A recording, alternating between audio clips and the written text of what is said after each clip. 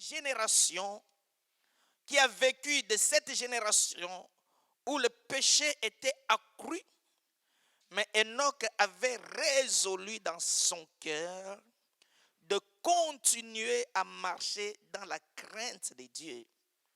Donc Enoch n'a pas été influencé par le monde, n'a pas été influencé par tout ce qui était tout autour de lui. Enoch n'a pas été influencé par les amis et les collègues, mais Enoch avait une vie qui était différente que tout le monde. Et la Bible dit qu'un jour, Enoch fut enlevé. Dieu le prend et Dieu l'amène au ciel. Et là, nous comprenons que Enoch est le type parfait de l'Église. Alléluia. Qui, dans ce monde, aujourd'hui, l'Église doit avoir une marche contraire au monde. Alléluia. Bien-aimé, quand on est appelé enfant de Dieu, ce n'est pas un slogan. Qui peut dire amen à ça? Alléluia. Quand on est appelé un enfant de Dieu, ce n'est pas un titre. Quand on est appelé enfant de Dieu, bien-aimé, ce n'est pas un sobriquet. Mais quand on est appelé un enfant de Dieu, on a une nouveauté de vie. Ce qui fait de nous enfants de Dieu, c'est la nouveauté de vie que nous avions développée. Alléluia. Car la vie chrétienne, bien-aimée, ce n'est pas quelque chose d'hasard, mais la vie chrétienne doit être une vertu quotidienne. Lorsque nous marchons, on doit savoir que tel est enfant de Dieu. Alléluia. Dans ton quartier, on doit savoir que dans cette maison, il y a les enfants de Dieu. Alléluia. Dans ton travail, tes collègues doivent sentir que tu es enfant de Dieu. Alléluia. Ce n'est pas de leur parler tous les jours, j'étais à l'église. Mais ta vie ne se conforme pas à l'enfant de Dieu. Alléluia. Amen. Est-ce que vous pouvez dire amen très fort pour que je continue ce message? Alléluia. Bien-aimé, quand Dieu nous a appelés, parce que Dieu veut que nous soyons différents des autres. Si cela était le cas, Dieu pouvait nous laisser toujours dans la boue, marcher conformément aux païens. Mais si Dieu nous a retirés au milieu des païens, Dieu veut que nous soyons différents. Alléluia. Dieu veut que nous soyons différents des autres, bien-aimés. C'est pourquoi aujourd'hui, je me suis posé beaucoup de questions. Pourquoi nous nous prions beaucoup, mais Dieu n'agit pas? Alléluia. Amen. Parce que l'Église aujourd'hui a battu les records de jeûne et de prière. Alléluia. Bien-aimé, il y a certaines personnes qui passent toute leur vie dans l'Église. Alléluia. Ils prient même plus que Jésus. Alléluia. Ils jeûnent même, ils ont battu le record de Moïse de jeûne. Ils ont battu le record de Daniel de jeûne. Ils ont battu le record de Jésus lui-même de jeûne. Mais rien ne change. Amen. Est-ce que Dieu ne nous entend pas? Alléluia. Est-ce que Dieu est indifférent? Alléluia. Bien-aimé, le problème, ce n'est pas Dieu. Le problème, c'est nous. Alléluia. Que Dieu te bénisse, mon frère. Alléluia. Le problème, ce n'est pas Dieu. Qu'est-ce qui empêche à Dieu de te bénir? Alléluia. Que perdra Dieu à t'élever? Que perdra Dieu en te donnant la solution à ton problème? Dieu ne perd absolument rien. Mais le problème, c'est nous-mêmes qui sommes le sujet et la cause de notre blocage. Alléluia. Pourquoi? Parce que notre comportement, notre façon d'être ne reflète pas l'image d'un enfant de Dieu. Nous sommes les enfants de Dieu par le nom. Alléluia. Mais nous ne sommes pas les enfants de Dieu par une vertu. Amen. Alléluia. Nous lisons un verset que nous connaissons. Jean, chapitre 1, verset 12. Le verset que nous connaissons beaucoup. Alléluia. Amen. Jean chapitre 1er, ça c'est tout le monde connaît ce verset. Chapitre 1er, verset 12 à 13. Amen. Que dit la Bible? Mais à tous ceux qui l'ont reçu. Amen. Alléluia. Bien-aimé, lorsque tu vois mais, alléluia, ça veut dire qu'il y a une exception. Alléluia.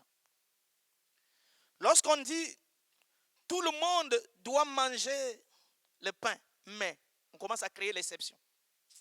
Tu peux me comprendre ce matin. Alléluia. Lorsqu'on dit que tout le monde doit dormir à minuit, mais ça veut dire qu'on veut créer une exception dans la généralité. Alléluia. Et c'est pourquoi l'écriture ici commence par mais. Alléluia. Donc on ne parle pas de tout le monde, mais on parle seulement de ceux. Qui a compris ça? Alléluia. Donc on veut créer une exception de ceux, une catégorie aussi de personnes. Amen. Ce n'est pas tout le monde qui est appelé à devenir chrétien, mais seulement une catégorie de personnes qui ont reçu. Alléluia. Et ils l'ont reçu qui? Ils l'ont reçu la parole. Alléluia. Donc elle qu'on dit à tous ceux qui l'ont reçu, elle là c'est la parole. Pourquoi? Parce que l'apôtre Jean a commencé son évangile par démontrer la divinité de Jésus. Amen. Je vais vous enseigner quelque chose rapidement, ce n'est pas mon message, mais je veux que vous puissiez toujours acquérir la connaissance. Bien-aimés, nous avons les 4 évangélistes. Les 4 évangélistes, nous avons Matthieu, Marc, Luc et Jean. Et ces 4 évangélistes, bien-aimés, alléluia, ils représentent les 4 êtres vivants qui sont tout autour de Jésus. Alléluia. Donc chaque forme d'un être vivant, cela se reflète conformément aux évangiles. Alléluia. Amen. C'est pourquoi nous commençons par l'évangile de Matthieu.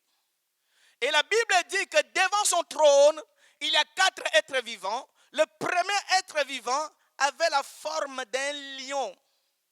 Alléluia. Le deuxième être vivant avait la forme d'un taureau. Et le troisième être vivant avait la forme d'un homme.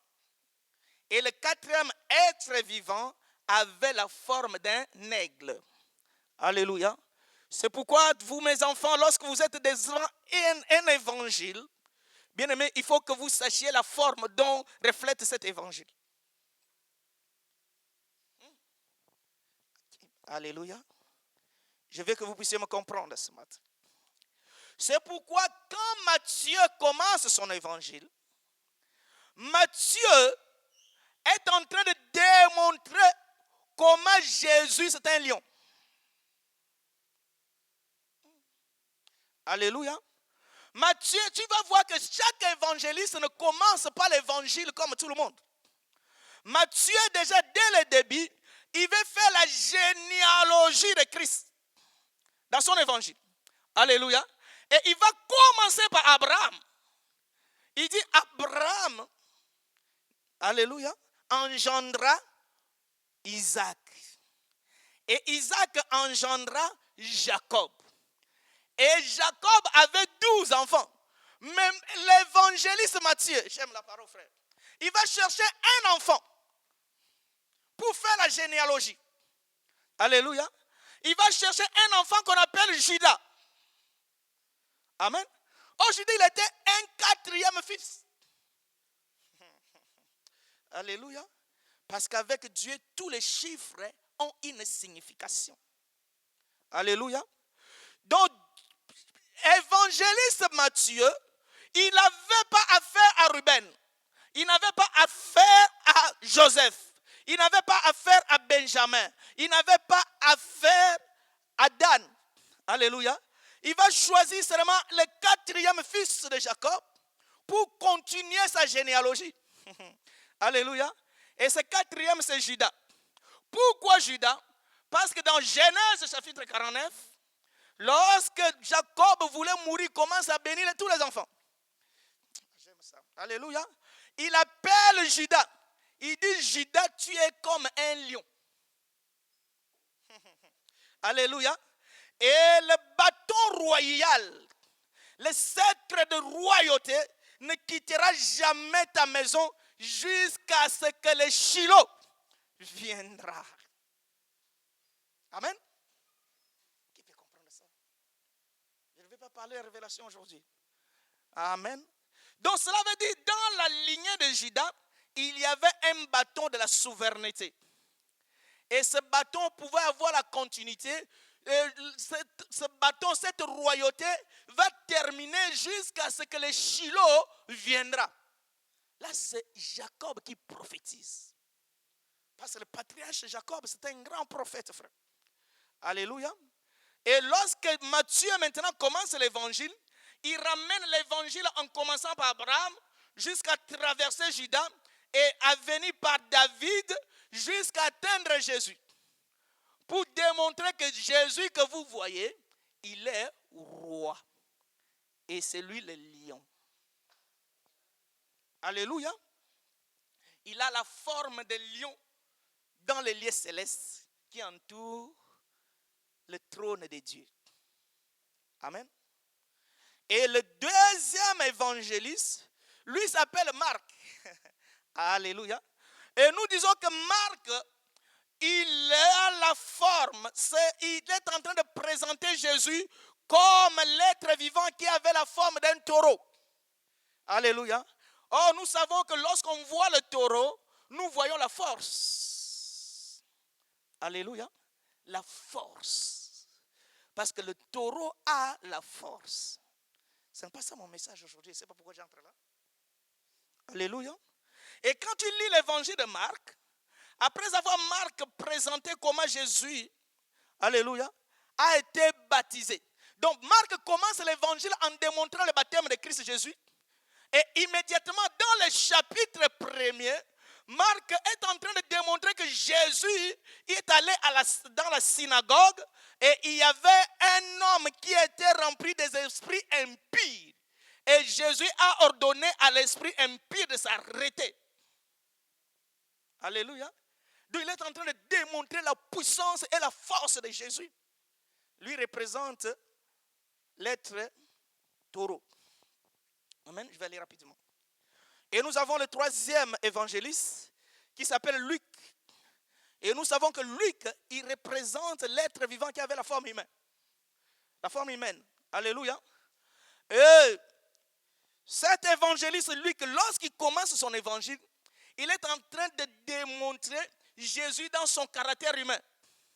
Qui peut me comprendre? Alléluia. Quand Luc commence l'évangile, il touche le lien d'apparenté qu'il y a entre Marie et Élisabeth.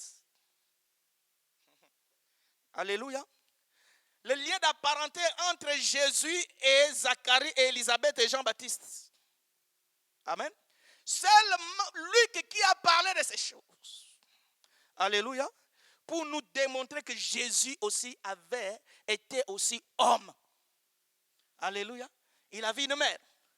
Il avait les frères. Il avait les tantes. Amen. Alléluia. Ce n'est pas son message. Mais je parle maintenant des gens. Ce matin. Oh, Jean, il représente l'aigle. Oh, nous savons que l'aigle, c'est le Saint-Esprit. Amen. Alléluia. Donc Jean doit présenter Christ comme étant le Saint-Esprit, le Dieu, la divinité de Christ. Amen. C'est pourquoi Jean commence l'évangile en disant qu'au commencement était la parole. Alléluia. Il n'a pas dit qu'au commencement, l'ange Gabriel est venu. Ça, ce n'est pas son affaire. Alléluia. Lui nous ramène vers le commencement. Et il dit que la parole était Dieu. Et la parole était avec Dieu. Et en elle, la parole, toutes choses ont été créées. Donc Jean est en train d'attirer notre attention pour que nous puissions comprendre que Jésus qui est ici, qui était avec nous, c'est celui qui était au commencement. Et c'est celui le créateur de l'univers invisible et visible. C'est pourquoi il dit, toutes choses ont été créées par elle et rien ne pouvait être créé sans elle. La parole. Amen. Alléluia. C'est pourquoi, bien-aimé, si tu as été créé, tu es créé par la parole. Je ne vais pas entrer dans la révélation, mais je vais expliquer une chose. Alléluia. Je l'ai dit l'autre dimanche, que ce qui fait de toi homme, c'est l'homme spirituel. Ce n'est pas l'homme dessiné. Alléluia. Parce que l'homme dessiné n'a pas été déclaré. Mais l'homme spirituel a été déclaré. Qui peut comprendre ça? Alléluia. Jean dit que rien n'a été créé sans elle. Amen. Rien ne pouvait être créé sans la parole.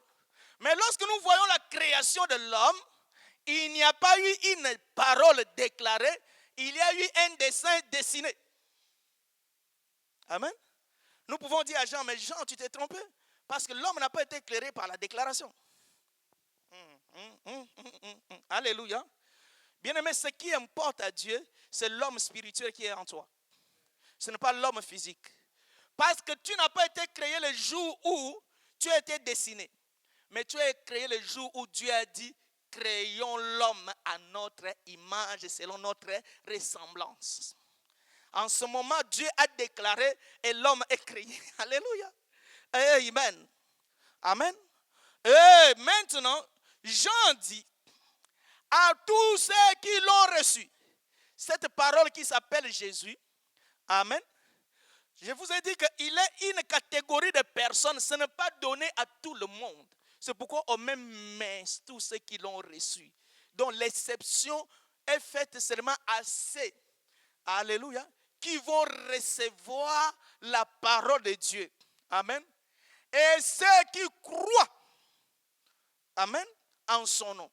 Donc il y a deux choses ici, c'est de recevoir la parole et de croire à la parole. Amen. Beaucoup de gens ont reçu la parole, mais ils ne croient pas à la parole. Alléluia. Beaucoup de gens croient à la parole, mais ils ne l'ont pas reçue dans leur vie. Et lorsque tu n'as pas reçu la parole, tu crois à la parole reste un slogan. Alléluia. Pour que la parole soit vivifiée, il faut que tu crois à la parole et tu le reçoives. Amen. C'est pourquoi Jean dit à tous ceux qui l'ont reçu la parole de Dieu qui s'appelle Jésus. Alléluia. Et ceux qui croient en son nom. Qu'est-ce qui doit se faire? Il y a quelque chose qui doit se faire. Alléluia. Ces gens devraient devenir. C'est ça le problème. Amen. Donc ce qui atteste que nous avions reçu la parole et nous avions cru à la parole, c'est le devenir. Alléluia. Amen. Tu peux crier comme tu veux, mais si on ne voit pas le devenir en toi, nous annulons, alléluia, ta réception de la parole et ta croyance. Alléluia. Amen. Bien-aimé, le problème est dans le devenir. Tous ceux qui croient et tous ceux qui l'ont reçu devraient devenir enfants de Dieu. Donc on n'est pas enfant de Dieu, alléluia, par hasard, mais on est enfant de Dieu après avoir reçu la parole et après avoir cru à la parole. Amen. Et on devrait en ce cas devenir enfant de Dieu. Il faut que nous puissions comprendre que devenir veut dire quoi? Amen. Or, devenir, c'est toute action, une action pour toute chose ou toute personne qui se transforme. Alléluia. Devenir, ce n'est pas le fait de quitter ici et d'aller là-bas. Alléluia. Mais devenir, c'est une action qui nous transforme. Donc lorsque nous disons que la Bible est devenue une fleur, ça veut dire que cette chose a été transformée à la fleur. Alléluia. À tous ceux qui l'ont reçu, à tous ceux qui croient à sa parole, ils sont devenus. Donc ils sont transformés. Alléluia. Donc ce qui fait de nous enfants de Dieu, c'est la transformation. Alléluia. Ce qui fait de nous l'enfant de Dieu, ce n'est pas le fait de prêcher ici avec les micros que je suis enfant de Dieu. Amen. Micro, pas micro, mais lorsqu'on ne voit pas la transformation en moi, alléluia, nous rejetons en bloc ce titre de pasteur. Je veux que vous disiez amen ça. Alléluia. Même si je me déclare pasteur, mais si on ne voit pas la transformation en moi, alléluia, nous rejetons et nous remettons en cause ce titre. Alléluia. Parce qu'être enfant de Dieu est plus que le titre. Alléluia. Amen. C'est pourquoi tu ne peux jamais être pasteur sans que tu sois enfant de Dieu. Alléluia. La chose la plus importante pour nous, c'est d'être enfant de Dieu. Ce n'est pas d'être pasteur, évangéliste, apôtre et bishop. Alléluia. Et pour que nous puissions savoir que tu es enfant de Dieu, lorsque nous avions constaté la transformation. Ça veut dire, hier, tu étais méchant, aujourd'hui tu es devenu gentil. Amen. Les gens t'ont déjà connu un homme colérique. Amen. Mais lorsqu'il y a un problème, lorsque tu viens, tu dis non, frère, prions pour cette affaire. Oh, ce frère a changé. Alléluia. Parce qu'avant, les actes pareils, les choses pareilles, le ciel allait tomber. Mais la façon dont il commence à traiter cette affaire, réellement, ce frère a changé. Amen. Même s'il n'a pas dit qu'il est enfant de Dieu, mais en le voyant, on sait qu'il a changé. Alléluia. Donc le frère est devenu réellement chrétien. Le frère est devenu réellement enfant de Dieu. Alléluia. Et ce sont ces enfants de Dieu qui sont dignes d'adorer Dieu. Parce qu'en eux, il y a la connexion avec Dieu. Amen. C'est pourquoi, bien aimé, il y a des fois, ils ne font pas les efforts, mais Dieu pourvoit leurs besoins. Alléluia. C'est pourquoi Dieu dit dans Philippiens, que j'aime, Philippiens chapitre 4, verset 6. Dieu dit, ne vous inquiétez de rien, ni au sujet de boire, ni au sujet de manger, ni au sujet de ce que nous allons nous vertir demain. Mais pourquoi nous nous inquiétons de ces choses? Parce qu'on n'est pas encore devenu enfant de Dieu. J'aime ça. Dites amen. Alléluia. Amen. Pourquoi nous nous inquiétons? Comment je vais vivre dans ce pays? Amen. Bien aimé, un prince ne se pose jamais de questions de son avenir. Alléluia. Vous avez vu un prince comme le prince William? Est-ce que demain je vais manger quoi? Ça c'est déjà résolu. Alléluia. Mais quand un chrétien s'inquiète de son avenir, il n'est pas encore devenu enfant de Dieu.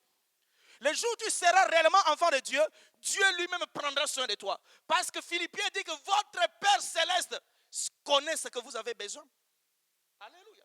Oh, si Dieu, il est notre Père, bien aimé, ça ne sert à rien de lui rappeler jour après jour, j'ai besoin de ceci, j'ai besoin. Il sait de quoi vous avez besoin.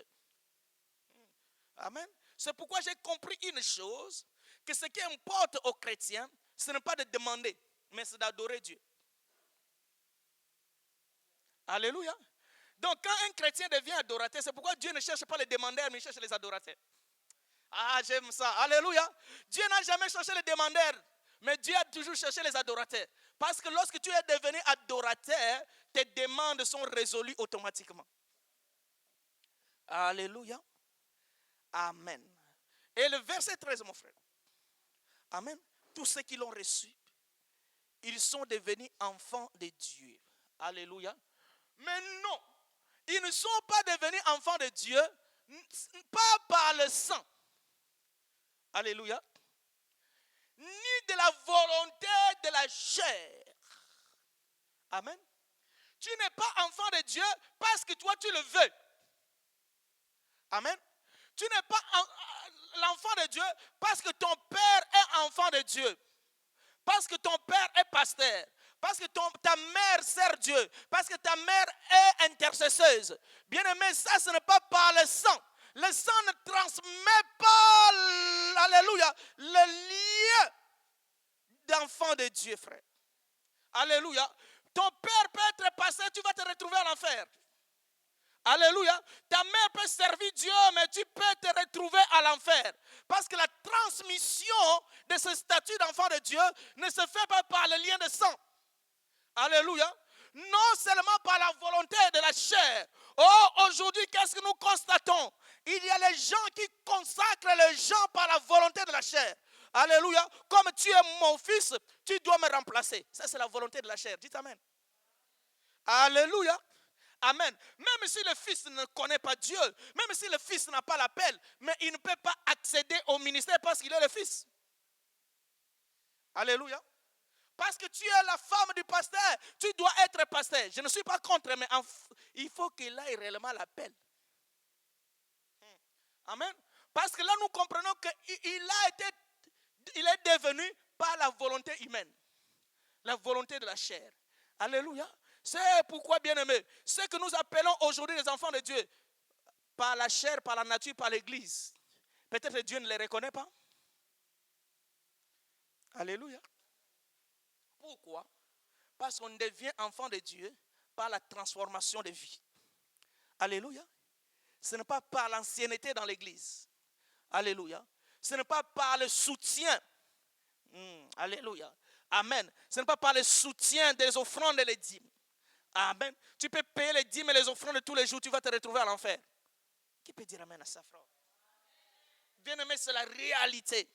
Quand les dîmes et les offrandes ne te sauveront pas, ce qui te sauveront, c'est quand Dieu constate la transformation en toi. Alléluia. Non de la volonté d'un homme, mais de Dieu. Qu'est-ce que nous comprenons ce verset? Que Dieu, lorsqu'on a cru à la parole, on a reçu la parole, il y a quelque chose qui doit se faire. Dieu doit nous engendrer de nouveau. Alléluia. Nous ne sommes plus nés par la volonté du sang. Nous ne sommes plus par la volonté de Père naturel, mais le Père spirituel. Dieu nous a donné naissance. C'est pourquoi on appelle ça la nouvelle naissance. Et cette nouvelle naissance, on doit la constater par la transformation. Alléluia. On devient. Amen. Mais on n'est pas. Alléluia. On devient chrétien. Cela veut dire autrefois on n'était pas. Mais la parole a fait de nous des chrétiens. C'est pourquoi nous sommes devenus différents. Et en ce moment, nous sommes devenus exceptionnels. Alléluia. Ce qui nous rend exceptionnels, ce n'est pas parce que nous sommes tous les jours à l'église. Ce qui nous rend exceptionnels, c'est la transformation. Alléluia. Nous lisons maintenant le verset qui doit nous introduire dans ce message. Alléluia. Le verset suivant, mon frère. Nous sommes dans Éphésiens, chapitre 4. Alléluia. Nous lisons à partir du verset, je pense, le verset 17. Alléluia.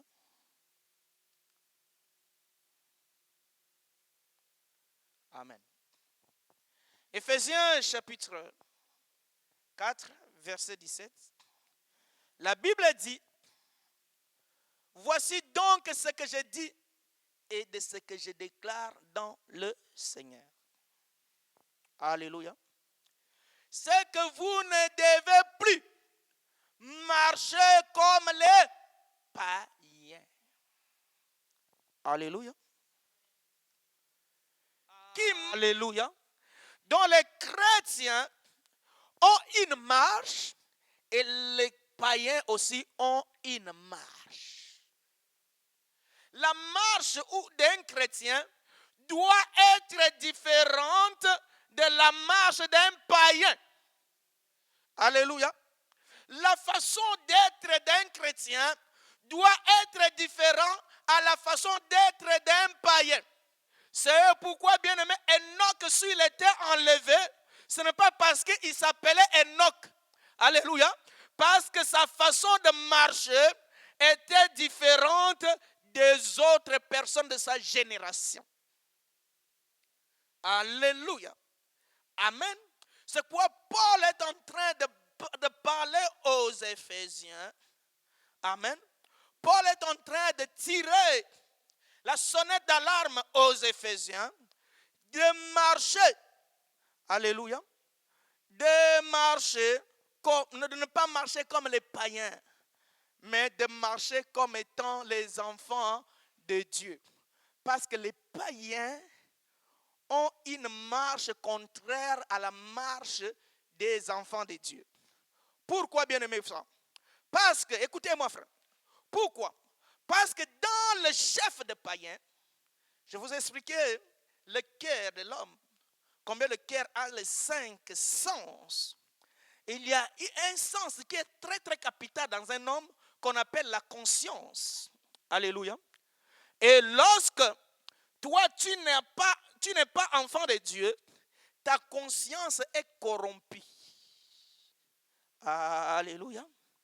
Le bien devient mal et le mal devient bien. Tu peux faire le mal, tu ne t'inquiètes pas que tu as fait le mal. Je vais parler. Alléluia. Alléluia. C'est pourquoi dans le chef des païens, le diable a posé la sémence de l'inconscience. Et cette inconscience fait qu'il pouvait faire du mal, mais il trouve ça bien. C'est pourquoi nous voyons que quelqu'un est en train de se réjouir parce qu'il est homosexuel. Amen. Alléluia. Il est à l'aise. Il peut passer à la télé. Il peut déclarer. Même les hautes autorités du monde font les déclarations solennelles. Alléluia. Avec beaucoup de discours, avec beaucoup de l'intelligence. Mais dans leur conscience, il y a, alléluia, quelque chose obscurci. Alléluia. Satan a obscurci leur conscience. Ce que Paul est en train d'expliquer ici. Et lorsque la conscience est obscurcie, devient obscure, le bien devient mal. Et le mal devient bien. Amen. Alléluia. Et Paul nous dit que de ne pas les voir comme étant les exemples.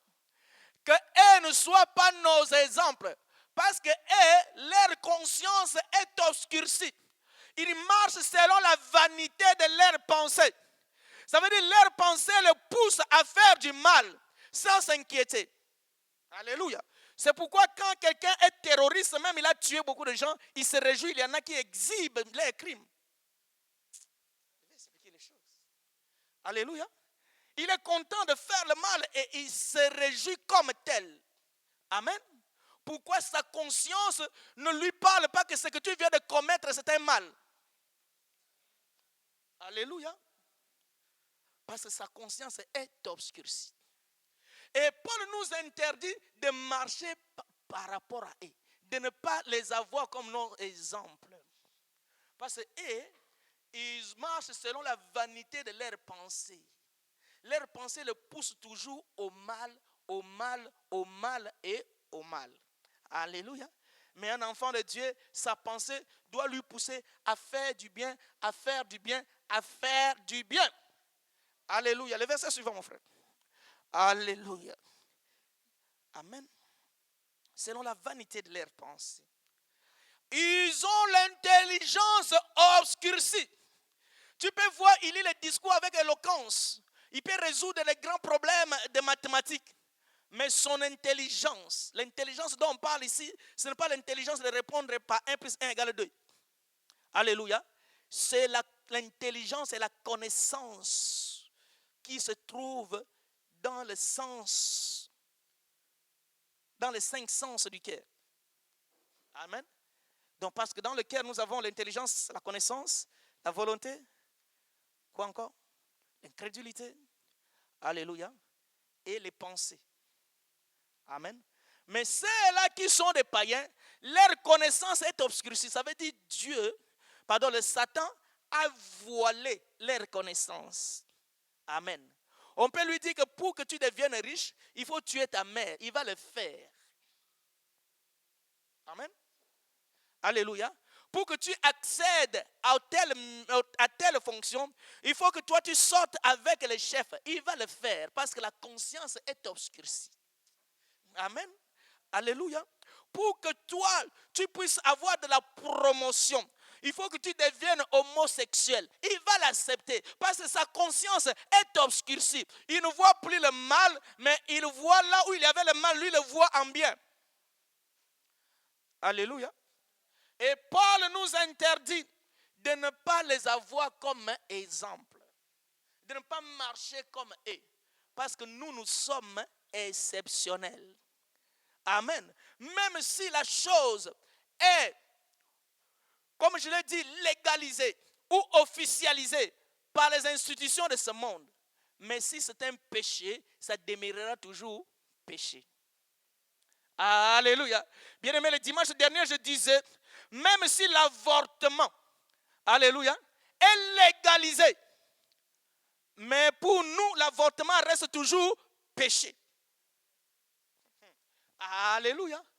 Parce que le pouvoir de la justification, ce n'est pas l'État français qui justifie. Alléluia. Amen. Car il n'y a que le seul qui est le Rédempteur. C'est lui qui peut justifier et dire que telle chose n'est plus un péché aujourd'hui. Amen. Amen. C'est pourquoi nous ne devrons pas marcher parce que le monde a déclaré une chose. Alléluia. Amen. Mais nous devrons marcher conformément à la parole de Dieu. Qu'est-ce que dit la parole de Dieu? Amen. Telle chose est-elle bien ou c'est un mal? Si c'est un mal, nous on ne le fait pas. On ne le fait pas parce que les chrétiens, les païens le font, mais nous ne le faisons parce que nous ne le faisons pas parce que Dieu nous l'interdit de faire. Amen. Et c'est ça qui définit que nous sommes les enfants de Dieu. Amen. Continuons la lecture, frère. Alléluia. Et à cause de l'ignorance qui est en eux, dont les païens sont ignorants, sauf qu'ils marchent dans l'obscurité parce qu'ils sont ignorants. Mais bien aimé, toi tu n'es plus ignorant. Toi, la lumière du monde est venue en toi. La lumière, c'est Jésus. C'est pourquoi je vous ai dit le dimanche dernier que nous sommes plus que Sodome et Gomorrhe. Amen. Bien aimé, nous sommes inesquisables. Alléluia. Parce qu'au temps de Sodome et Gomorrhe, alléluia, amen, la pédophilie n'était pas, alléluia, légalisée. Alléluia. L'homosexualité n'était pas légalisée. L'animosité n'était pas légalisée. Alléluia. Mais à notre époque, cela est légalisé. Et jour après jour, Jésus nous parle. Jésus nous parle. Même si tu vas dans ta voiture, tu as droit à écouter le message. Même si tu es dans la maison, dans ton téléphone, partout où tu es, le Seigneur te parle. Lorsque toi tu commets cela, bien-aimé, tu es inesquisable. Amen. Les païens sont dans l'ignorance, mais toi tu as la connaissance. Alléluia. Les païens sont dans l'ignorance. Le bien pour eux, ça devient mal. Le mal devient bien. Mais toi tu sais discerner les choses. Amen. Et si tu marches contrairement à la volonté de Dieu, bien-aimé, ne cherche pas les résolutions ailleurs. Ne cherche pas les coupables ailleurs. Le coupable, c'est toi. Je vais parler. Alléluia.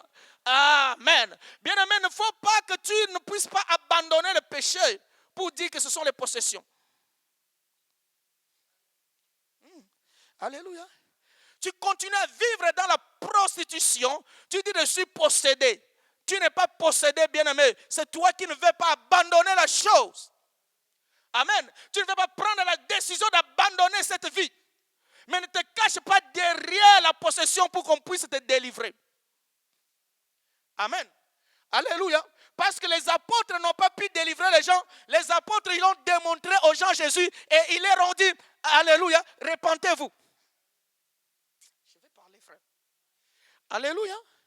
Amen. Lorsque Pierre, prenait le discours, prononçait son discours le jour de Pentecôte, ils lui ont demandé qu'est-ce que nous devrons faire. Pierre pouvait leur dire, allez faire le jeûne à sec. J'aime la parole. Alléluia. Pierre pouvait dire que venez ici, moi je vais vous imposer les mains pour chasser les démons qui sont en vous. Alléluia. Mais qu'est-ce que Pierre a dit? Repentez-vous. Amen. Et soyez baptisés au nom du Seigneur Jésus. Amen. Donc la solution, c'est dans la repentance, frère. Aujourd'hui, la repentance est ignorée totalement à l'église. La repentance a été, alléluia, remplacée par la délivrance. Amen. Alléluia. Un homme, comme je l'ai dit le dimanche dernier, peut fournir les efforts pour obtenir la délivrance, mais il ne fournit aucun effort pour se repentir. Alléluia. Bien aimé, j'ai vu les gens qui ont payé le billet d'avion trop cher pour aller chercher la délivrance au Nigeria. Alléluia. Et les hôtels pour une croisade. Alléluia. Mais lorsque Jésus lui demande la chose la plus simple, d'abandonner son péché, il ne peut pas le faire sans payer. Alléluia. Bien aimé, ne trouvons pas les excuses dans la délivrance, dans la possession. Le problème, c'est que nous ne voulons pas prendre la décision d'abandonner le péché. Amen. Alléluia. Bien-aimé, c'est possible que tu abandonnes le péché. C'est possible que tu abandonnes ton ancienne vie. C'est possible que toi, tu deviennes un homme parfait. C'est possible que toi, tu marches dans la crainte de Dieu. Alléluia. La solution de recevoir réellement Jésus dans ta vie. Ta vie sera transformée. Alléluia. Amen. Et Paul nous interdit de suivre les païens. Et Paul dit, mais vous, amen, le verset 20. Amen. Mais vous là c'est qui? C'est nous. Alléluia. Mais vous, ce n'est pas ainsi que vous avez appris Christ. Alléluia. Nous, quand nous avions appris Christ, c'est de marcher conformément à la volonté de Dieu. Faire ce qui est agréable aux yeux de Dieu. Alléluia. Marcher conformément à la parole de Dieu. Aujourd'hui, amen, les chrétiens, ils s'en foutent de la crainte de Dieu. Alléluia. C'est pourquoi nous trouvons dans une église, amen, dans la chorale d'une même église, les gens qui ne se saluent pas, qui ne se parlent pas. Alléluia. Amen. Ils adorent Dieu, mais ils ne pouvaient pas se parler. Amen. Bien aimé, pourquoi? Parce qu'ils ont copié les païens. Parce que dans les orchestres du païen, les gens pouvaient chanter ensemble, mais ils ne se parlent pas. Je vais amen à ça, frère. Alléluia. Les références, c'est les païens. Amen. Or, il y a la différence. Le public des païens, c'est qui? C'est le public qui ont payé le billet d'entrée. Amen. Mais nous, ici, notre public, c'est Jésus. Qui peut dire amen à ça, frère? Alléluia. Bien-aimé, lorsque toi tu chantes dans la chorale, tu veux que le public, les fidèles puissent t'acclamer. Si tu n'as pas compris ton public. Amen. Oh, le Seigneur veut que je parle, frère. Lorsque toi tu exerces dans la maison de Dieu, bien-aimé, il faut voir ton public. Ton public, ce n'est pas nous qui te regardons. Alléluia. Ton public, c'est Jésus. Amen. Et je sais que quand je fais telle chose, c'est pour faire plaisir à Jésus. C'est pourquoi quand Kofi Olomide compose sa chanson, c'est pour faire plaisir à ses publics. J'aime ça. Alléluia. Il dit à cette chanson, quand je vais chanter, Maman Rose va être contente. Alléluia. C'est pourquoi il est en train de la dédicacer. Alléluia. Quand je chante cette chanson, les Ivoiriens aiment cette mélodie. Amen. Donc dans son intérieur, amen, il veut faire plaisir à son public. Amen. C'est pourquoi pour nous aussi les chrétiens, lorsque nous servons Dieu, nous devrons faire plaisir à notre public. Oh, notre public, ce ne sont pas les gens de l'église, c'est Jésus. Même si les gens de l'église nous insultent, même si les gens de notre église sont en train de siffler parce que ce que nous faisons n'est pas conforme. Mais l'essentiel pour moi, que mon public qui est Jésus agrée cela. Alléluia. Que lui agrée cela. Que vous soyez contre de ce que je fais. Mais si je sais que Dieu l'agrée, bien aimé, cela je suis dans la bonne voie. Amen. Mais pourquoi il y a dispute entre nous? Parce que nous voyons le public physique. Alléluia. Nous voulons qu'on puisse dire, je sais que Christelle sait bien chanter. Amen. Mais le pasteur a la voix de crocodile. Alléluia. Amen. Et le pasteur va dire, c'est Christelle, pour moi les gens l'aiment comme ça. La haine entre. Alléluia. Amen. Mais moi aussi j'ai la voix de crocodile. Je le fais pour mon public. Amen. Alléluia. Il se peut que j'ai la voix des anges, mais mon public n'agrée pas cela. Amen. Amen. Donc quand nous sommes dans l'église, notre référence c'est Jésus. Tout ce que nous faisons, c'est pour faire plaisir à notre Dieu. Amen. Mais le comportement du monde, nous le trouvons dans l'église aujourd'hui. Amen. Alléluia. Dans une même église, il y a les pasteurs qui ne se saluent pas, qui ne se parlent pas. Alléluia. Il y a ces fanatiques pour l'évangéliste, fanatiques pour tel pasteur, fanatiques pour tel pasteur. Alléluia. Où est-ce que nous avions trouvé cela? Mais dans le monde.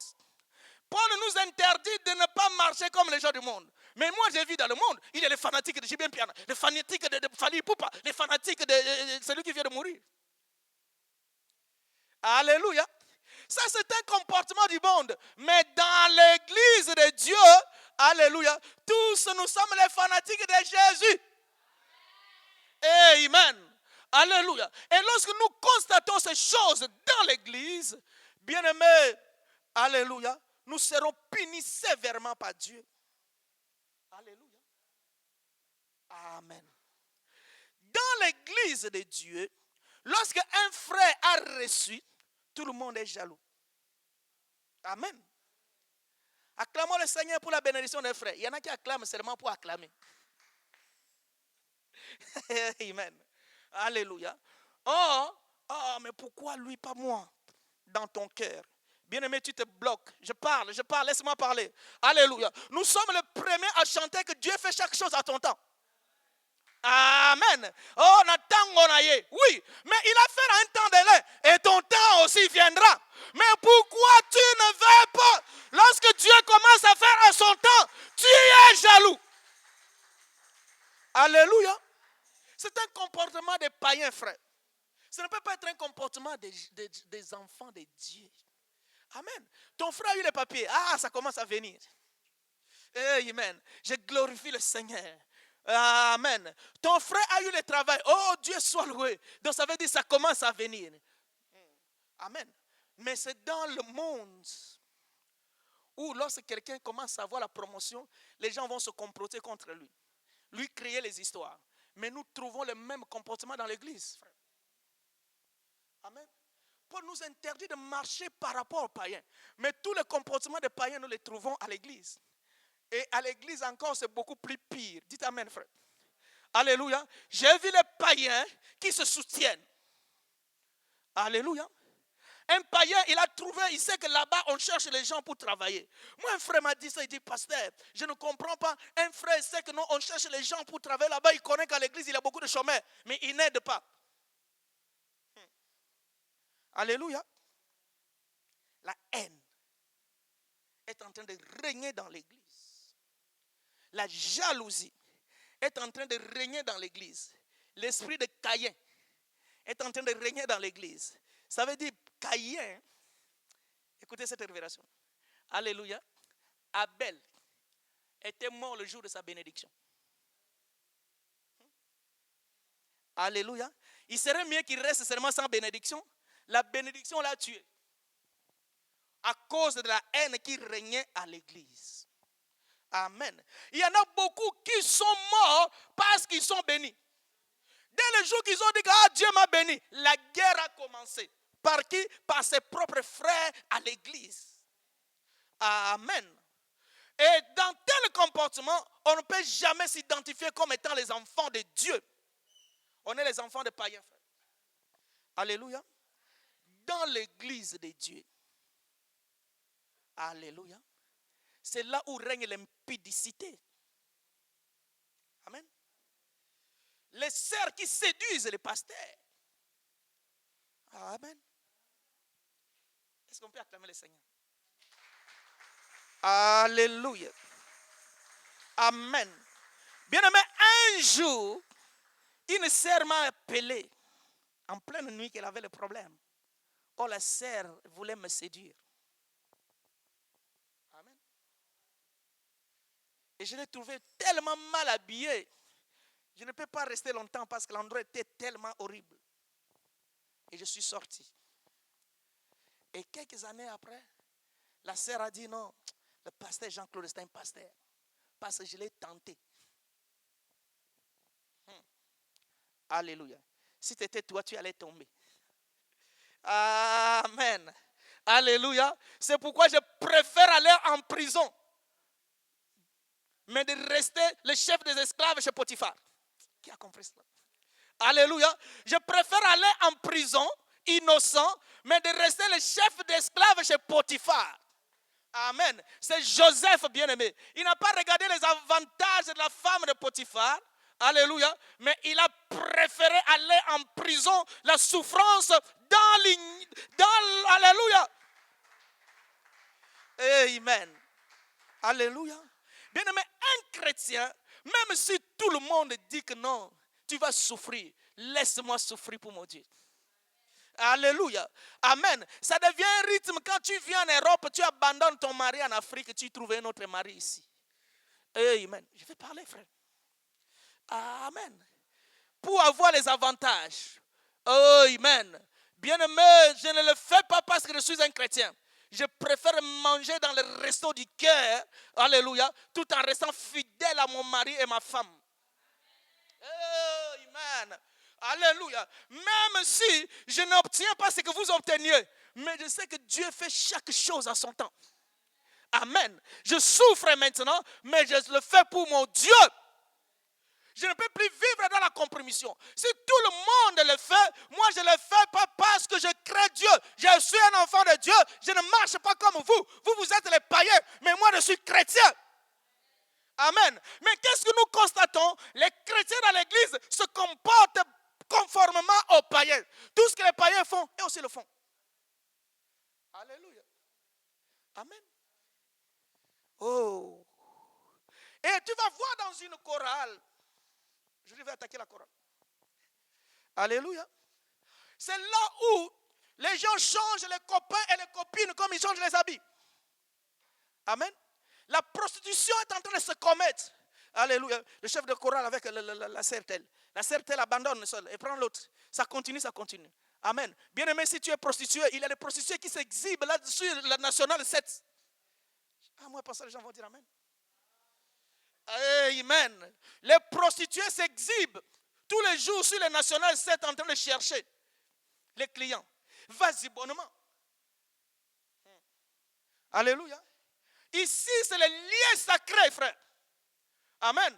Lorsque nous venons dans la maison de Dieu, bien aimé, nous sommes dans la présence de Dieu et nous devrons craindre Dieu. Amen. C'est pourquoi la Bible dit, lorsque vous verrez l'abomination de la désolation s'établit dans les lieux très saints, il faut que nous puissions faire attention. Bien aimé, je vous dis la vérité, l'enlèvement est pour bientôt. Parce que les choses qui ne devraient pas passer à l'église commencent à se passer à l'église et on les tolère. Alléluia. Amen. Un pasteur qui escroque les gens. Alléluia. Il est à l'aise. Amen.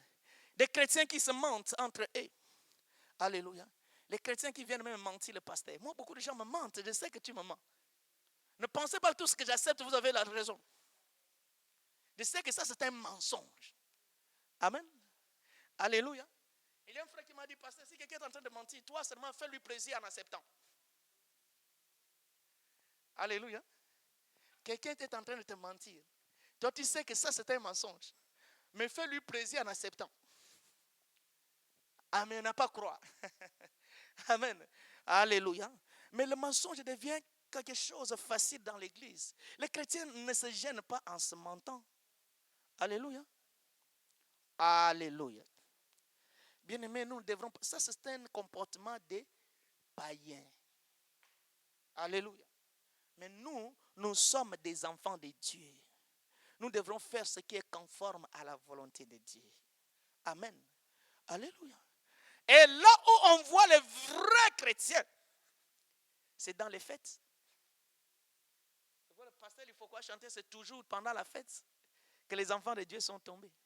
Quand tu vas dans la fête, tu y vas comme étant enfant de Dieu ou comme étant païen. Alléluia. Bien aimé, on n'est pas enfant de Dieu seulement à l'église. Alléluia. Amen. Bien aimé, j'ai vu dans la fête les habits de nuit. Alléluia. Amen. Mais il n'y a pas les habits de jour. Donc les chrétiens, ils ont deux garde-robes. Amen. Alléluia. C'est pourquoi je n'aime pas aller dans les fêtes de païens. Un jour, je suis allé dans une fête de païens. J'ai vu ma sœur propre à moi. J'étais désolé, on nous a mis ensemble. Je ne peux pas supporter. Je ne l'ai jamais connue comme ça. Je dis, mais ma sœur, pourquoi tu es devenue comme ça? Il dit, ah, c'est la fête. Amen. Fête ou pas fête, on est enfant de Dieu. Je vais amener à ça. Alléluia. Fête ou pas fête, on est des enfants de Dieu. Une sœur propre à moi, je ne peux pas la supporter parce qu'on nous a mis ensemble. J'ai été obligé de sortir de cette fête avant que la fête commence. Amen. Mais à l'église, Jésus est mon ami de tous les jours. Jésus n'est pas ton ami. Ton ami, c'est le diable. Pourquoi? La Bible nous interdit de les avoir, les païens, comme modèle. Mais cette façon-là, où est-ce que nous avions copié ça? Alléluia. Ah, nous avions copié ça chez les artistes et les danseuses de ce monde. Nos références. Alléluia. Amen. Pourquoi on ne pouvait pas avoir comme référence Maman Emi Koutino? Alléluia. Ah, moi je vais m'habiller comme Maman Emi. Alléluia. Mais tu vas voir un chrétien. Moi je vais m'habiller comme Rihanna. À ta référence? Alléluia. Amen. Amen. Oh, moi je vais me coiffer comme Fali. Ta référence, frère. Alléluia. Pourquoi pas dire que je vais me coiffer comme le pasteur Jean-Claude? Amen. Paul nous interdit de voir les païens comme exemple. Et lorsque nous commençons à suivre l'exemple des païens, bien aimé, on n'est plus enfant de Dieu, on n'est pas encore transformé. Ça veut dire si les païens ont comme référence Fali Poupa, toi aussi un chrétien, Fali Poupa, vous êtes pareil. Amen. Allez dans les églises, ici on n'a pas eu cette... Heureusement Dieu nous fait grâce ici. Et les mamans ici, et tout le monde ici, que Dieu vous bénisse. Continuez comme ça. On est parmi les églises où les femmes s'habillent très bien. Amen. Alléluia. Que Dieu vous bénisse. Alléluia. Mais je suis allé dans une église. Les chantres et les musiciens. Amen. Ils sont seulement musiciens parce qu'ils jouent à l'église.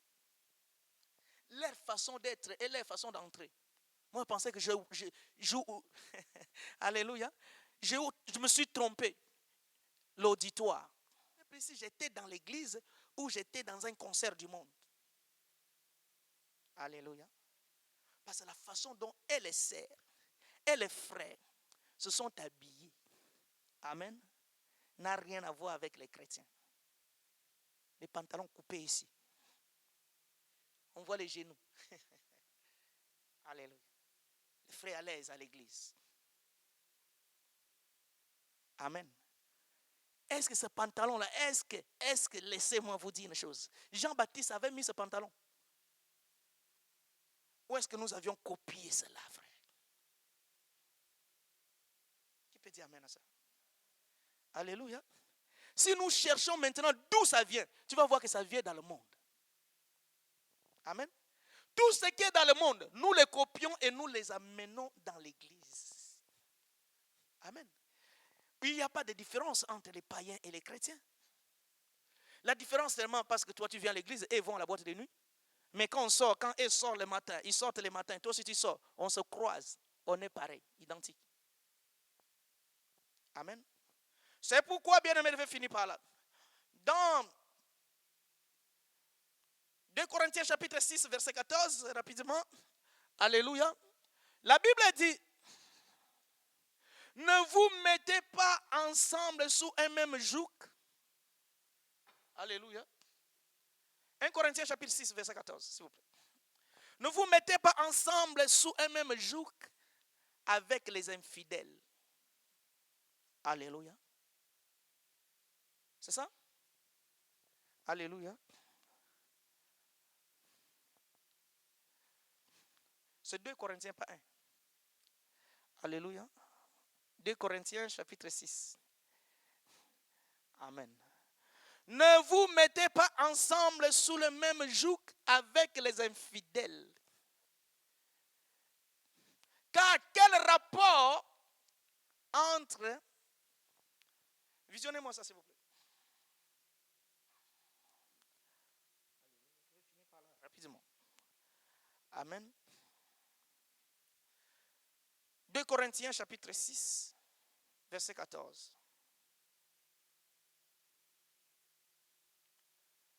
C'est la Bible dit. Amen. Ne vous mettez pas avec les infidèles sous un même joug. C'est ça. Alléluia. Sous un même joug étranger. Car quel rapport y a-t-il entre la justice et l'iniquité?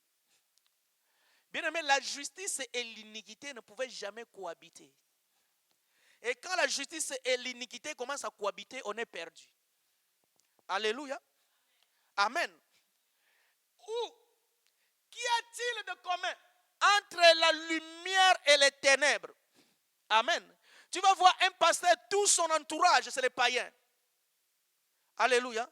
Oh non, ce sont les, comment on appelle? Les gardes du corps. Mais les anges qui campent autour de nous sont où? Alléluia. Amen. Qu'y a-t-il en commun entre la lumière et les ténèbres? Bien aimé, la lumière et les ténèbres ne cohabiteront jamais. Alléluia. Car les ténèbres n'existent pas et la lumière aussi n'existe pas. Donc les ténèbres, c'est l'absence de la lumière. Et la lumière, c'est l'absence du ténèbre. Donc les deux ne pouvaient jamais cohabiter. Mais comment nous, qui s'appelons chrétiens, nos collègues, notre entourage, c'est les païens. Alléluia. Amen. Ça veut dire que lorsque tu dis que venons prier, ils ne vont pas t'encourager à prier. Lorsque toi tu veux gêner, ils vont t'amener au restaurant.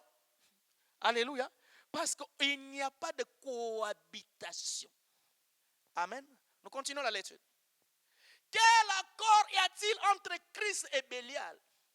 Aujourd'hui, le temple de Christ devient comme le temple de Bélial. Alléluia. Là où se commettent toutes sortes d'iniquités dans le temple de Dieu. Amen. Alléluia. Bien-aimé, il doit y avoir la différence. Dans le temple de Dieu, il doit régner l'amour. La haine, c'est dans le temple de Bélial. Alléluia. Dans le temple de Dieu, il doit régner quoi? Le soutien mutuel. Alléluia. Les calomnies, c'est dans le temple de Bélial.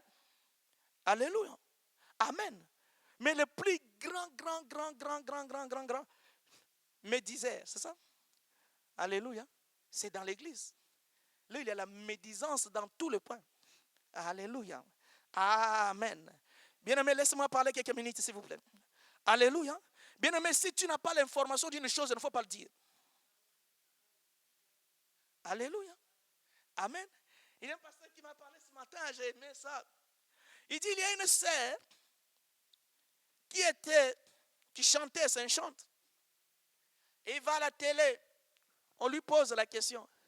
On avait dit, nous avions appris, et les gens parlent, que le producteur, là, tu sors avec lui. Et vous avez des enfants. Amen. La sœur dit, mais c'est que vous ne savez pas, le producteur, là, c'est mon mari. Alléluia. Donc la mauvaise nouvelle a déjà propagé. Or que vous n'avez pas l'information. Amen. Mais cela ne doit pas régner dans le temple de Dieu, frère. C'est dans le temple de Bélial, où il y a toujours les soupçons. Alléluia. Ah, comme le pasteur Jean a acheté une belle voiture. Non, peut-être il a volé l'argent de l'État. Amen. C'est les soupçons comme ça. Sans que tu ailles l'information. Tu déclares vraiment et tu mets le point et tu confirmes et tu propages. Alléluia. Et quand une réputation de quelqu'un, tu l'as déjà abîmée, comment tu vas maintenant réparer cela, frère? Alléluia. Mais c'est dans l'église de Dieu. Les choses pareilles. Amen. Même si cela était vrai, va le voir. Va lui dire, frère, ce que tu fais, ce n'est pas bon. Amen. Alléluia. Et beaucoup de chrétiens iront à l'enfer à cause de la médisance. Amen. Confirmer les choses qui n'ont pas l'information. Alléluia. Il n'y a pas de commun accord entre le temple de Dieu et le temple de Bélial. Amen. Les trahisons. Il y en a qui prennent les fiancés des autres. Alléluia. Amen. Il y a les frères dans l'église qui ont 4 fiancés. Il y a aussi les sœurs dans l'église qui gèrent 4 frères. Alléluia. Lui, il est le gérant. Amen. Au lieu de gérer l'argent, il gère les hommes. Alléluia. Bien-aimé, tu vas te retrouver à l'enfer. Amen. Et toi aussi, tu vas lui demander, mais pourquoi tu fais ainsi? Il dit, je suis en train de les tester. Tu deviens testeur. Je suis en train de les encadrer. Tu deviens encadré. Qui t'a nommé encadré? J'aime parler, frère. Alléluia. Amen. Cette chose, nous le trouvons dans le monde. On ne peut pas les trouver dans la maison de Dieu. Alléluia. Ou quelle part y a-t-il entre le fidèle, amen, et l'infidèle? Ça veut dire qu'il n'y a pas un commun accord entre les fidèles et l'infidèle. Le verset suivant, c'est là où je vais finir. Alléluia. La Bible dit quoi? Quel rapport y a-t-il entre le temple de Dieu? Le temple de Dieu doit être exempté de toute souillure. Alléluia. Et les idoles. Amen. Mais aujourd'hui, nous voyons les idoles dans l'église. Le pasteur, c'est votre idole. Je vais parler, mais je n'ai plus le temps. Alléluia. Il y en a qui sont devenus des maîtres, les archibishops. Amen. Des archis, je ne sais pas quoi. Quand il vient, tout le monde s'agenouille. Amen. Et on vient de me voir une image d'un temple aussi, un temple satanique. La façon, la composition, et le mur, et le tapis, c'est comme l'église. Amen. Et quand les gens y viennent devant, c'est comme ils viennent aussi à l'église. Donc la même composition, le même fonctionnement, nous les trouvons dans l'église. Amen. Que les gens viennent vraiment à genoux. Allez dans l'église Kimbangis, vous allez voir ces choses. Amen. Alléluia. Allez rapidement. Quel est le rapport entre le temple de Dieu et les idoles? Car nous sommes les temples de Dieu vivant.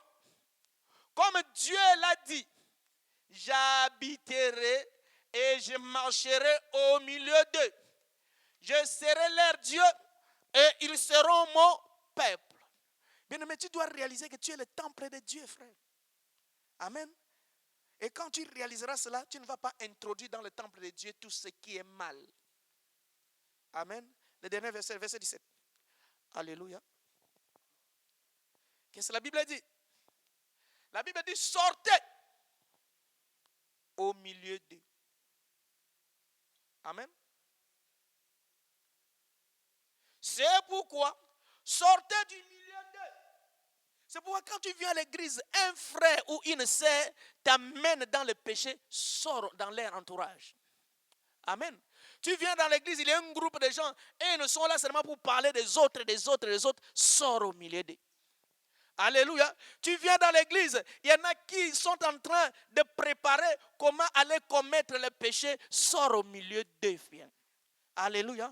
Pourquoi tu dois sortir au milieu d'eux? Parce que la Bible dit, séparez-vous. Amen. Bien aimé, tu n'as rien perdu parce que tu t'es séparé avec un homme qui est païen.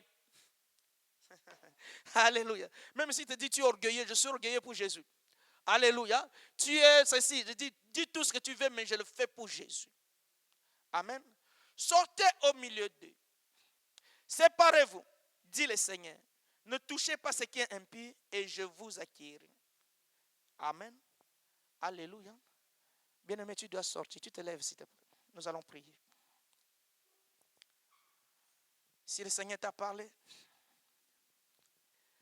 bien-aimé, le Seigneur t'envoie ce message parce que le Seigneur veut que toi, tu changes ta vie. Le Seigneur veut que nous soyons une église modèle. Ce qui fait de nous une église modèle, ce n'est pas le nom